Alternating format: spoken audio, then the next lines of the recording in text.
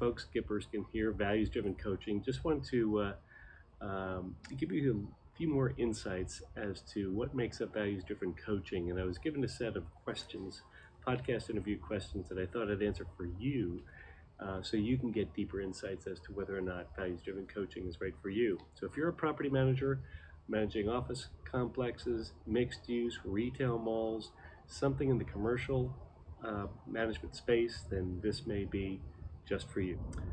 Question number 4. What's one tool that you always carry in your toolbox, no matter what project you're working on? Well, that's easy too. It's my planner. There's, in the discovery of your highest values, the very first question is, how do you fill your space?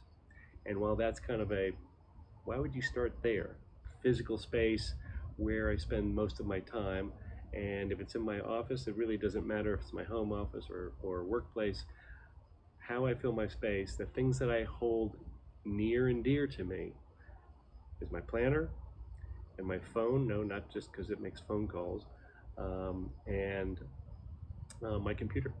And so the planner is always there, probably number 1, because it's a manual. I don't need to recharge it. I don't need to back it up. I don't need to, dim it. I don't need to power it.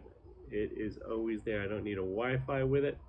I can always keep it there and transfer my notes and thoughts and ideas and actions and objectives right there in the book. And so that is one of the key tools that I have. Now I have both.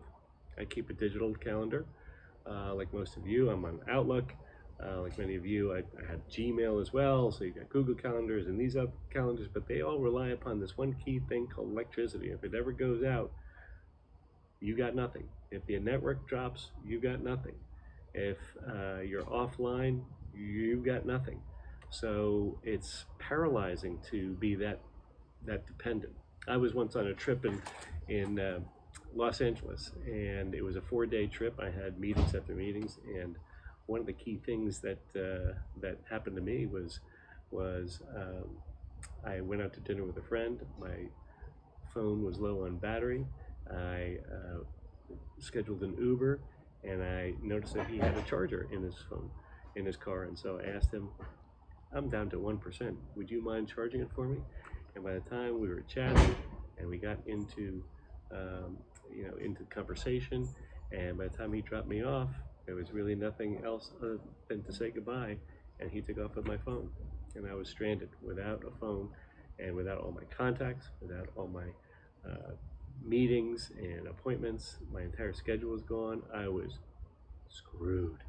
And so I felt so vulnerable, felt so exposed, and really like a numbskull because I didn't have a backup. I didn't have plan B.